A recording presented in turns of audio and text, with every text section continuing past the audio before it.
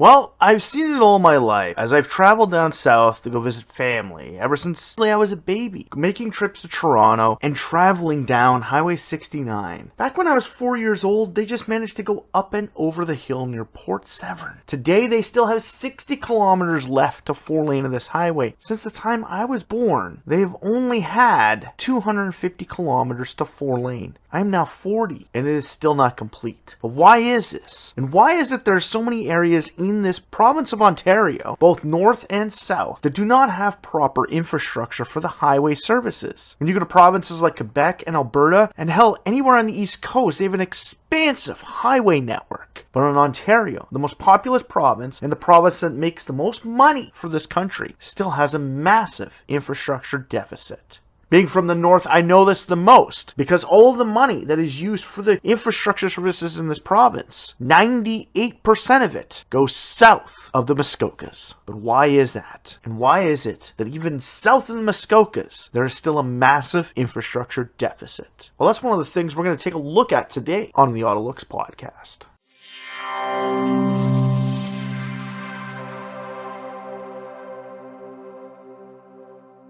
Welcome back to the AutoLooks podcast. I'm your host, as always, the doctor to the automotive industry, Mr. Everett J. Coming to you from our main website at AutoLooks.net. If you haven't been there, stop by, check it out, and see some of the great things that the AutoLooks.net website has to offer the automotive world. From information, design reviews, and corporate links websites, it can all be found on the AutoLooks.net website. The AutoLooks podcast has been brought to you by Ecom Entertainment Group and distributed by Podbeam.com. The AutoLooks podcast is hosted by the one and only doctor to the automotive industry, Mr. Everett J. And if you'd like to get a hold of either myself or the AutoLooks podcast team, send us an email over at email@autolooks.net and we'll get back to you. Hell, if you want to be interviewed or wish to be part of the show, send us a quick email. The email again, email@autolooks.net. So like I said at the beginning, my entire life I have watched this 250 kilometers worth of 4-laning required to be finished. And over the course of 40 years, 190 kilometers of that has been completed. That's it. Meanwhile, around the major urban center of Toronto, they have completed more than triple that amount of expansions to their highway infrastructure, and yet they still are one of the most gridlocked cities in the country. Not as gridlocked as Vancouver, or hell, even Montreal during rush hour. Trust me, if you've ever been there,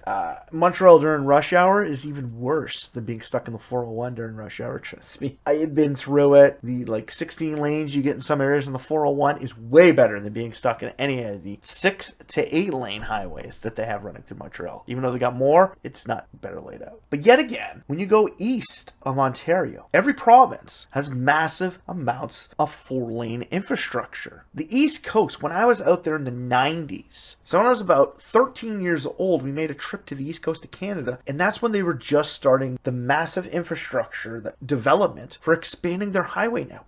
This is an area of Canada that hardly grows. Throughout my lifetime, the East Coast of Canada has grown less than any other major area. They have net population depletion greater than importation. So why is it their infrastructure for moving and transporting products and people across their province is greater than the most populous province and the one that essentially is the engine that drives the nation? Well, when you allow a bunch of rich business people who are only centered in one major urban area, the Golden Horseshoe. So we're talking about Toronto, Hamilton, an area that expands from Oshawa in the east to Milton in the west, Vaughan in the north to Ancaster in the south. All of these areas are a giant bubble. And as you've noticed, most people today live inside of bubbles. Not a lot of people go outside of their bubbles. They claim that they do because they will go to the airport in their city, hop on a jet, and go to another area. But essentially, they're not going outside of their bubble. Because if people from Toronto went outside of their bubble, more of them would actually visit more areas of the province of Ontario. If you've ever traveled the third best highway route in all of Canada after the Cabot Trail and Sea to Sky Highway, Highway 17 from Sault Ste. Marie, Ontario to Thunder Bay, Ontario, riding along the coastline of Lake Superior, is the third most scenic route you'll find in this entire country. And yet, when you ask people from Toronto if they've ever traveled it, even people who go out and actually visit things will have never done it. Why? It's in your own province. It's 7 hours away from you. It's closer than going to the East Coast, and yet more people are willing to travel outside of their bubble to go to the East Coast. But why is that? Oh yeah. That's because once you get past Parry Sound, there are no limited access throughways. There's 60 kilometers breaking the city of Sudbury from the city of Toronto. The city of North Bay is the only center in all of Northern Ontario that actually has a 4-lane highway to it. It's not fully limited access and not an expressway style, but it's 4-lane. It's similar to that you'll find in all of the prairie provinces, and hell, even BC. Besides Ontario, the only other province that has a massive infrastructure deficit like this is British Columbia. But British Columbia doesn't have a problem with everybody in Vancouver saying, oh no, it's only us, the rest of the province could just starve. Their issue is they don't want massive urbanization to eat up all of their farmland because land is valuable when you're surrounded by mountains. Well, the same goes for the state of California, the state of Washington, and the state of Oregon too. But unfortunately, they have limited access throughways because of an American president who pushed through the Interstate Pact. We did have one prime minister in Canada who once said that we need to create a national highway program to have a limited access freeway style trans-Canada highway from coast to coast so that people across this country can safely traverse our great nation on easily accessible highways. The prime minister was Jean Chrétien. But again, a lot of his cabinet came from urban centers such as Ottawa, Vancouver, Montreal, Toronto, and Calgary, where only the people from Calgary and the province of Alberta were stating, yeah, that seems like a viable option. Let's look into that. Where everybody else from Toronto had that mentality of there's not enough traffic to warrant it. Deaths every year are not enough to warrant expanding a highway. This is a major problem in Northern Ontario, but it is also a major problem in Southern Ontario. As of right now, there's a massive construction project going on to create a new limited access throughway to attach Waterloo with Guelph. If you've ever ridden Highway 7 between Guelph and Waterloo during rush hour or even on weekends, it is crazy. It is heavily backed up and it is a major problem. The government of Ontario has this weird thing where roadways need to be at over 90% capacity before it warrants expansion. So essentially, they're not going to do anything about the problem until the problem is at maximum occupancy. It's the same reason why they keep telling us that they don't need to 4-lane the highway to Sudbury because there's not enough traffic to warrant it. It's not the fact that it's a main throughway connecting Northern Ontario with Southern Ontario, allowing for the development and creation of more jobs north of the major cluster, which is the Golden Horseshoe, or as they call it in the infrastructure world, the Greater Toronto Hamilton area. See, like I said in the bubble instance, people who live within that bubble only travel upwards of an hour and a half within its territory. Well, an hour and a half when you live in a place such as Hamilton brings you to Port Dover, or St. Jacobs, or in some cases, Vaughan. But going outside of Vaughan is a little too far. Like King Township, even Cookstown, ooh, that's way too far up there. Now, this is an issue that a lot of major areas across multiple countries experience. But as they've expanded the infrastructure, more people have traveled to these areas. When they opened up the 416 in the 90s, finally connecting Highway 401 to the 417 in Ottawa, making it so you didn't have to go all the way to Montreal to cross over to Ottawa, all of the little towns along that area started experiencing growth. Canada was a far-end area which concluded where the Ottawa Centre, the Corral Centre, as it originally was called, now I think it's Canadian Tire Centre, was out in the middle of nowhere. There was literally 15 minutes of nothingness between Canada and Ottawa. And this is where their major NHL team plays. Since opening the 416, these areas have expanded. Expanding the 417 out to Arnprior. Arnprior is now expanding, which means now people are looking at Renfrew to live in. Hell, even Pembroke and Petawawa people in Ottawa are looking at because this highway has moved out. Now, the 400 has always been and has gone as far for 4-laning as Gravenhurst and Bracebridge when I was younger. Hell, it even went as far as Huntsville. And all of those areas along it didn't experience massive growth. The city of Aurelia now is. But Vaughan, when I started college 20 years ago, had its first population sign added to it. 15,000 people. That was 2001. Today, that city is about to crack 300,000 people, all because the 407 was built around it. And now our government is looking at building what they call the 413, a new ring road around Toronto. Because the 407 you have to pay to utilize, and the 401 is clogged. So Toronto needs a new set of lungs. Well, a brown belt, as you would say, because the 407 was actually built in the green belt. The Lincoln and Alexander Highway, built in Hamilton, Ontario, is the only expressway outside of the QEW and the 403, which are provincial highways that go through the area. They fought for 25 years for the government to allow them to build this. This is a city of 500,000 people, and they were fighting to build this because the government said, we don't need that. The city of London, Ontario has the 401 going through the bottom of it and the 402 going along the side of it. There is no ring road around a city that is nearly 400,000 people now because their city council is holding up the expansion of the airport parkway. They don't want it because they don't want it near their houses. This goes same with expanding the parkways through Waterloo. And like we said, Highway 7. The government in Ontario, like I said, waits until places are at 95% capacity. Right now, when I leave my house on a Friday and drive out to camp, which is just over an hour west of where I live, I travel on Highway 17. There's a small 4-lane section that was built in 1980 outside of Sudbury when the government promised they were going to 4-lane Highway 17 to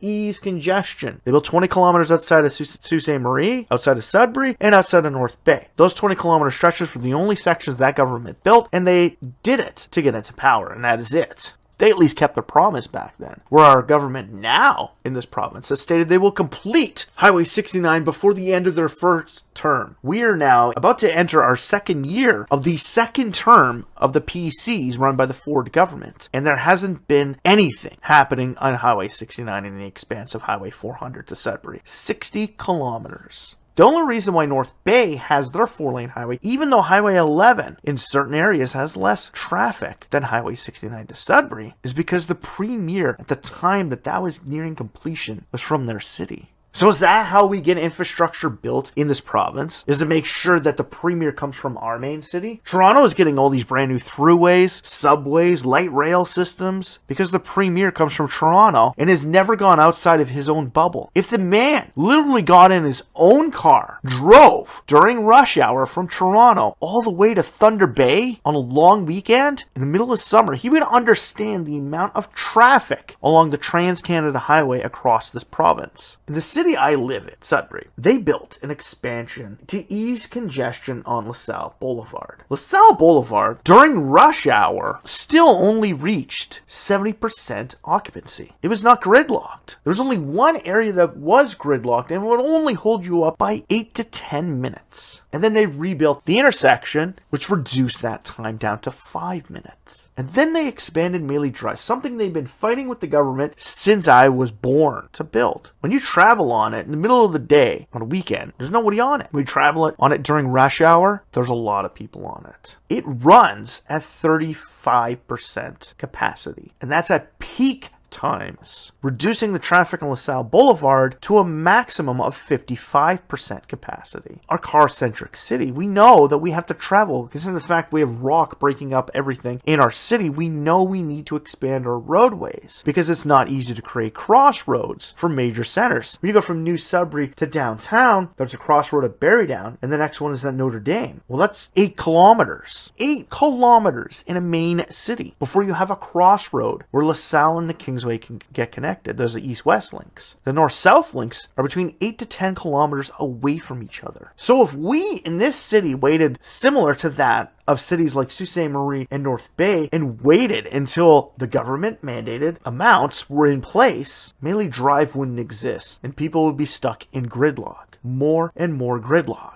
I get it, roads are expensive, but having a multitude of roads decreases the wear on other roads because now when you have to do construction every 8 years as opposed to every 15 years, that causes more headaches, that causes more issues, and that's lost time and lost revenue for businesses. The province of Ontario was smart, knowing that Highway 400 running between Toronto and Barrie was running at low times 75% capacity and at peak times running at 95% capacity. That's why they're adding one extra lane right now, and they're actually taken 22 years to add that extra lane, and they're not even halfway done. That's how slow things go. We have a massive infrastructure deficit. I'm not saying we need all these massive highways in Northern Ontario. Yeah, we do.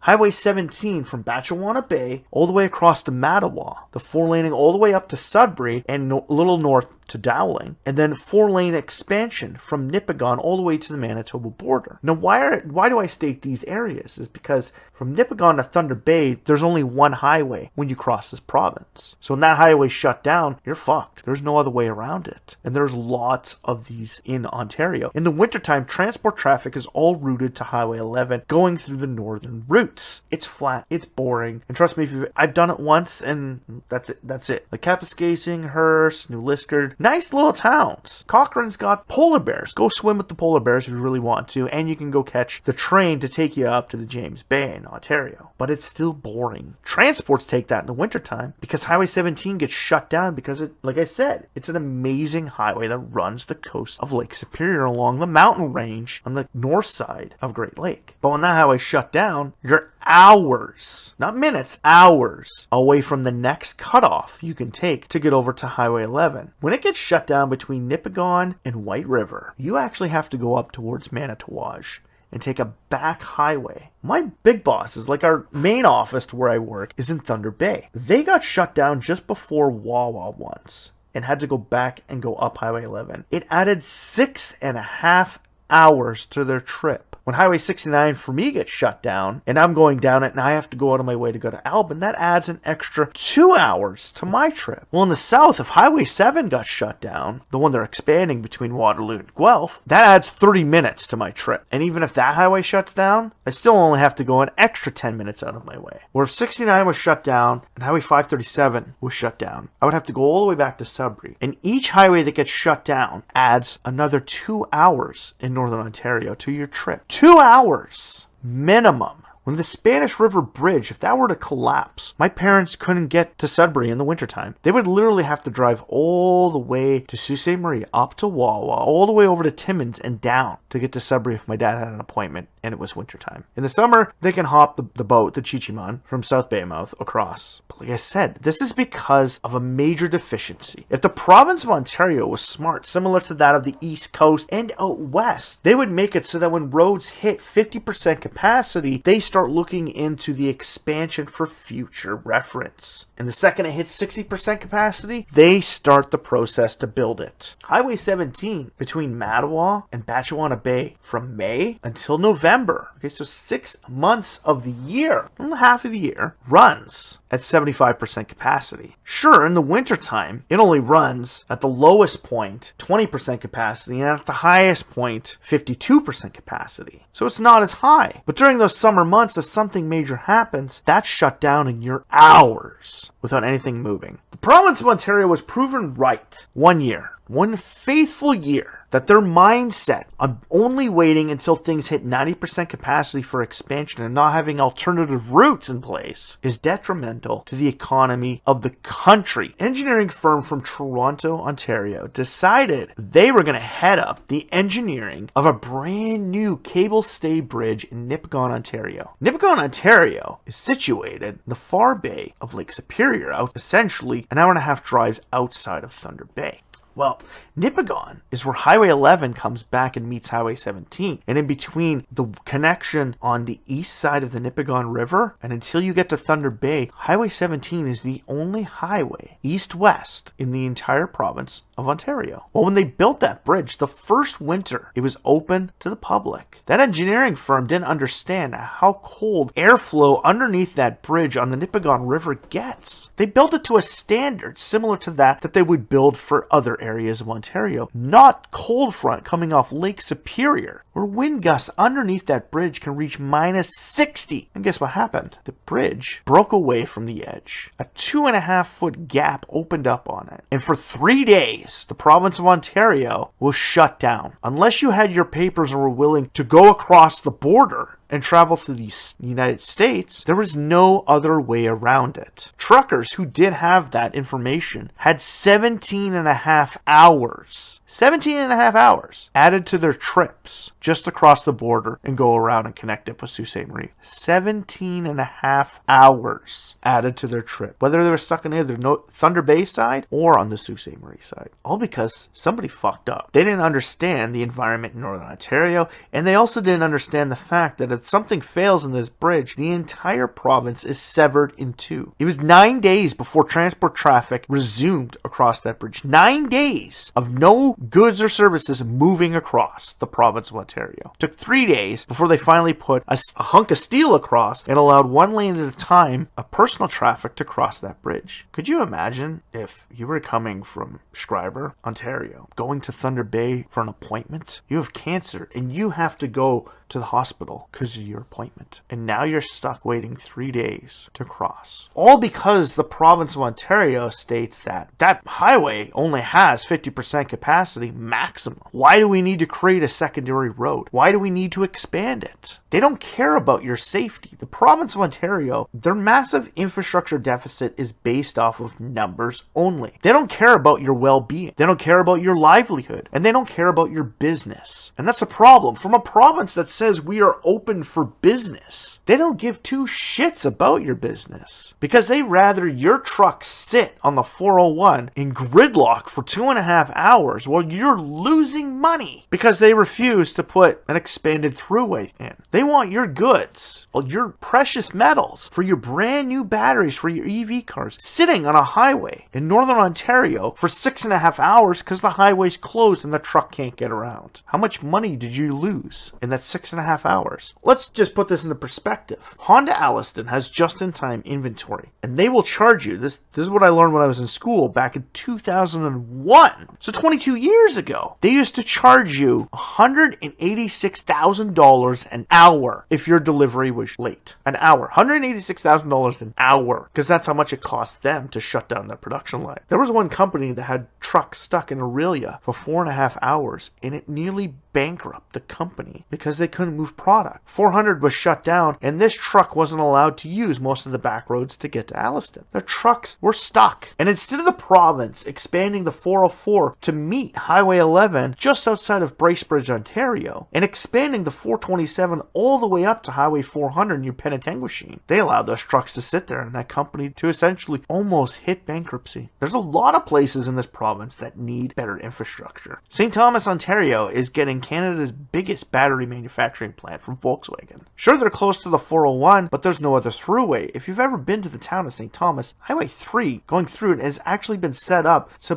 be a throughway. Similar concept is set up in Tillsonburg further down the road, well, over an hour away. Highway 6 going from the 403 out to the Hamilton International Airport and all the way to Caledonia has already been set up to be a massive throughway to move trucks and traffic at a steadier rate, but it hasn't been expanded. Hell, it wasn't even until the late 90s that the 403 was finally completed. There was a section between Ancaster, Ontario and Brantford that wasn't limited access. Truck traffic had to get off onto a 4-lane traffic light road. All because they said the highway wasn't at capacity yet. Anytime I drove it, it was like driving on any major 4-lane road anywhere else in the province. Waiting too late is costing our province billions every year. And it's also costing us growth. Sure, we're the province that everybody wants to move to and apparently has everything in it. But unfortunately, that growth is only centered in one central area. Unless it's Toronto, nobody else in the province gets anything. Like I said, London doesn't have a ring road. Kitchener-Waterloo is lacking of highways. Hamilton, Highway 6 isn't expanded between there and Guelph, which is limiting their needs. The Niagara Peninsula needs an alternative to the 403. The 407 expansion between Peterborough and Ottawa to help reduce traffic on the 401 and open up the areas of Bancroft, Ontario to more expansion. The 417 expansion out to Deep River, Ontario. The Highway 17 expansion from Mattawa all the way to Batchewana Bay. The Highway 17 expansion right now from Rossport, Ontario, across Nipigon, all the way to Thunder Bay, and Thunder Bay to the American border. Did you know the Americans were going to build an interstate from Superior, Wisconsin, all the way to Thunder Bay to allow the city of Thunder Bay to have a free trade agreement essentially with the state of Wisconsin? But the province of Ontario said there's not enough traffic to warrant a 4-lane limited access throughway from the city of 100,000 people to the American border. So the Americans just said, well, fuck you, we don't want to trade with you. And that area doesn't have any trade. Like I said in the beginning, when I was on the East Coast, all of their main highways were running similar to that of Northern Ontario, running between 50 and 60% capacity in the summertime. And they expanded all their highways. Some of their major urban centers after this did have expansions. And it's the first time in nearly 30 years since the fall of both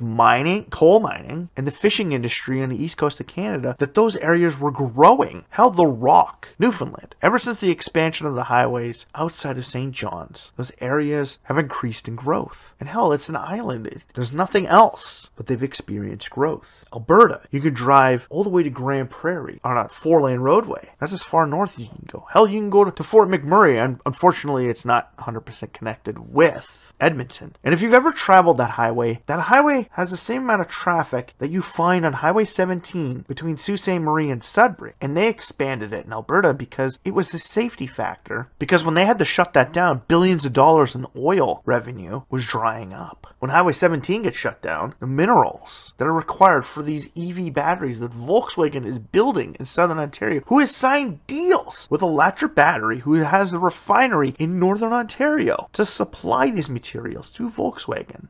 The government refuses to build a limited access highway or even a 4-lane roadway from North Bay into Temiskaming Shore because traffic doesn't warrant it. The excuse is everywhere in this province, and our infrastructure deficit is growing exponentially every single year. Every 20 kilometers they've added to Highway 69 has increased more traffic on Highway 69. If it was completed, it would increase travel. If 17 was completed, it would increase travel. It would open up the areas for better infrastructure development and better trade with the rest of the country, inclusive of the United States. But unfortunately, our infrastructure is held up. Similar to that of the north-south and east-west tie links into northwestern Ontario and the Ring of Fire. The government has dragged their feet on every form of infrastructure in this province. In the north, we get screwed over 100 times worse than they do in the south. Where it could take 25 years for them to build a throughway around Hamilton, it will take us 50 years to get a quarter of the amount that they got in 25 years. If this province decreased their lines and started stating the fact that when things hit 50% occupancy ratio, they have to look into expansion to ensure that by the time they hit 65%, those extra lanes open up and it gets decreased back to 45 to 50%.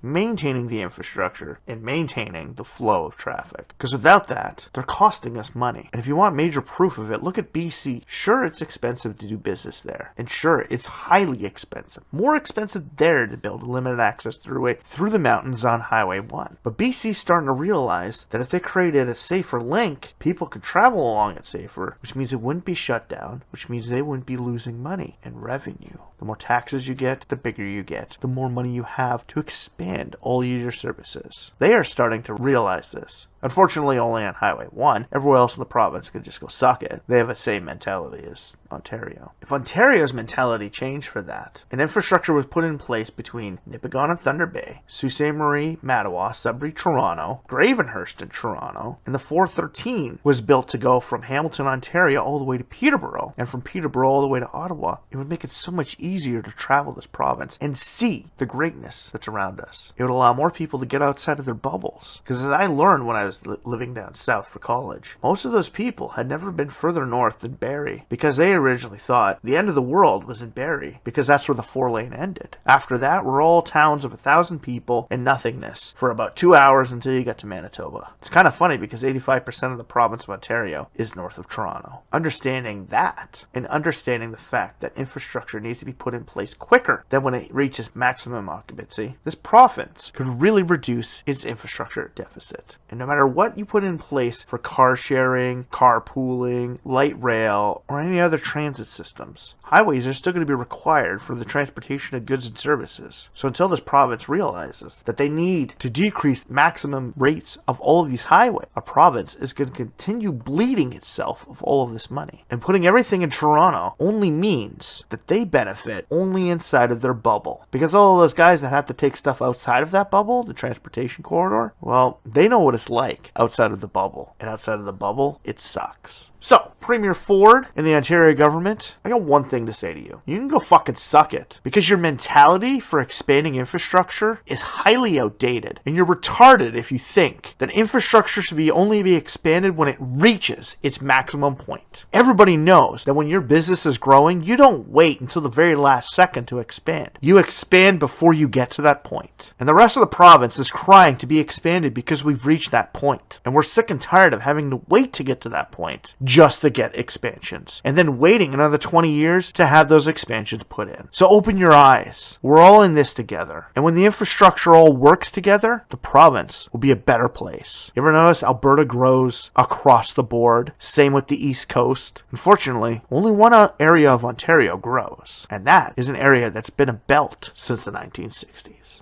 So, if you like this podcast, or hell, you want to, send me back an email and tell me I'm wrong and tell me that, I'm part of urbanization and destroying the environment, well, trust me, send me an email at autolooks.net and I will set you up with an interview and we can talk and I can prove to you my points. But if you do like this podcast, please like, share, or comment, and send our premier of this province a nasty little email telling him that his mindset on infrastructure development for him and all previous governments of this province is horribly skewed towards one particular space and no one else. And then send them this podcast and tell them to call me. Because trust me, I'm waiting for the phone calls at email@autolooks.net. And after you've done that, stop by the website. Take a review of what we have, take a look at some of our cars, and read some more of the articles, listen to some more podcasts, and find out information about infrastructure and vehicles from around the world on the AutoLooks.net website. The AutoLooks podcast has been brought to you by Ecom Entertainment Group, distributed by Podbean.com, and hosted by the one and only Everett J. So for myself, Everett J., the AutoLooks.net website, strap yourself in, sit back, grab a coffee, and watch as time slowly goes by, because I'll be dead and long in the ground before they ever give us the infrastructure we need in this province. I don't need to strap myself in for this one fun wild ride. I've already been riding it.